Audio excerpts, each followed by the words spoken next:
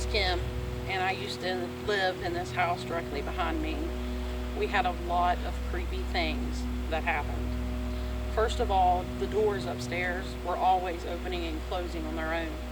I would be home by myself downstairs and hear the creaking of the door open or the slamming of the door shut.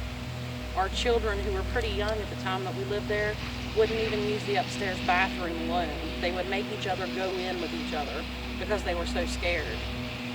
One time we saw a lady's, it looked like an old-time lady's dress at the bottom, white, come around the corner and head up the stairs. But when we looked, nobody was there.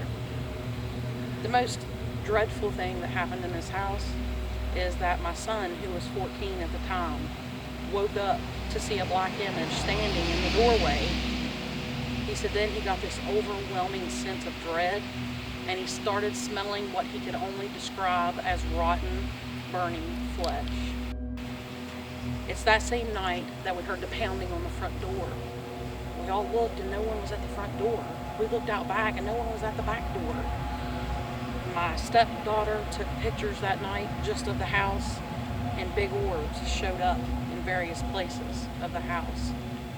Also, my daughter that lived in the upstairs bedroom could not keep the windows shut. She would shut them. In the middle of the night, she'd wake up, they'd be open. We met this lady who claimed to have psychic abilities. She said, I think a lot of things are happening here at your house. Let me draw you a picture. She drew a picture of my daughter in her bed with a spirit opening the window, the room, but she always had this happen.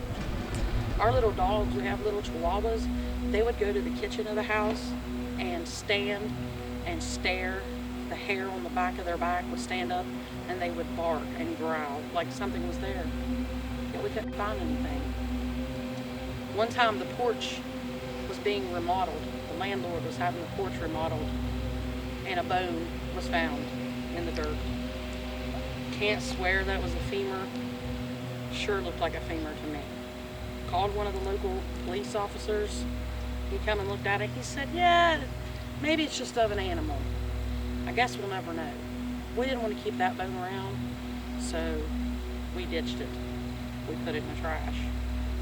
Hopefully the current residents don't have any weird happenings here, but all I can say is don't go in the basement alone. Just when you're standing at the washer and dryer and you hear somebody come down the steps and feel them walk behind you, turn around to see what one of the little kids are doing. Nobody's there. A lot of weird stories for here on Virginia Street in Ravenswood.